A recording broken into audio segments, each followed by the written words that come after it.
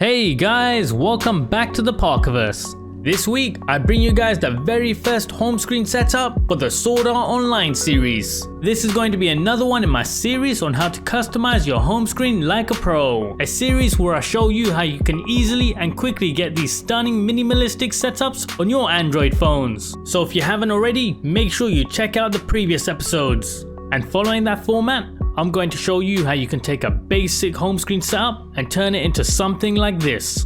But before we get started, if you like this video and want to see more just like this, make sure you like and subscribe to help support the channel. And let me know in the comment section below if you have any video requests or suggestions. So here he is, Kirito, raring to go at the beginning of his journey.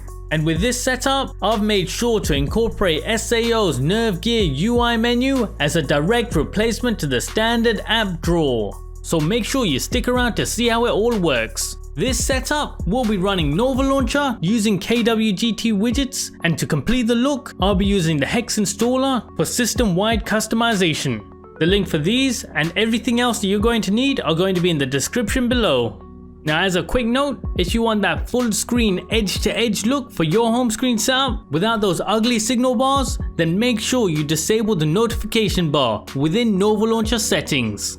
So jumping right into it, the icon pack that we're using in this setup is the circular white polo pack. And to get this icon placement, make sure to head to Nova's home screen settings and change the grid size to 5 across and 11 down. And to really clean up your home screen, I highly recommend you turn off icon labels as well as disabling your home screen dock. And before you leave, don't forget to apply the icon pack within Nova Launcher's look and feel section. And before we go any further, make sure you grab this unique wallpaper from my very own custom creation app. Just simply head to the live video section and you'll find it there. And remember, if you have any wallpaper suggestions of your own, make sure you let me know in the comment section below. Next up, this awesome KWGT widget indicating the weather, date and time is number 18 from the Pocket Pack. And with this widget, we're actually going to modify it a bit to add in that battery progress bar. Just simply start by loading in widget number 18 from the Pocket Pack and then adjust its size and positioning on both your home screen and within KWGT Custom Widget Maker. And once you're happy, let's head into the overlay group item, and here we want to add in a new overlay group which we're going to use for the battery indicator. Now, using the tick boxes, highlight the bar shape and then cut and paste it within the newly created group. Next, let's add in our battery level indicator. For this, just add in a new progress item. Lucky for us, by default this is set up to show your battery level. So all that's left to do is change some aesthetics, starting with adjusting the rotation to 180 degrees so the bar is emptying from left to right. Next, let's head to the color section and change the filter from normal to multiply.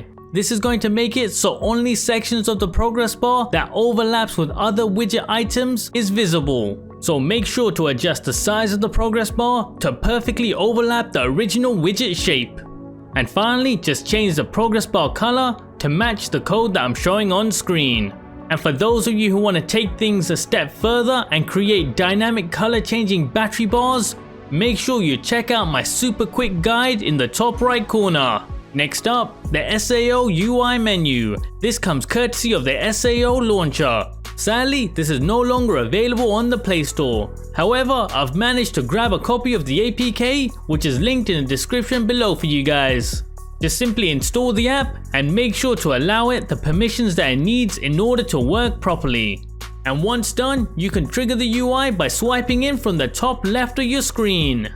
This is fully customizable directly within the app itself. However, personally, I've found it a bit hit and miss. So as a more reliable trigger, I highly recommend heading into Nova Launcher's gestures and input and assigning a screen gesture to trigger the app instead. Such as here, I'm assigning it to the swipe up gesture.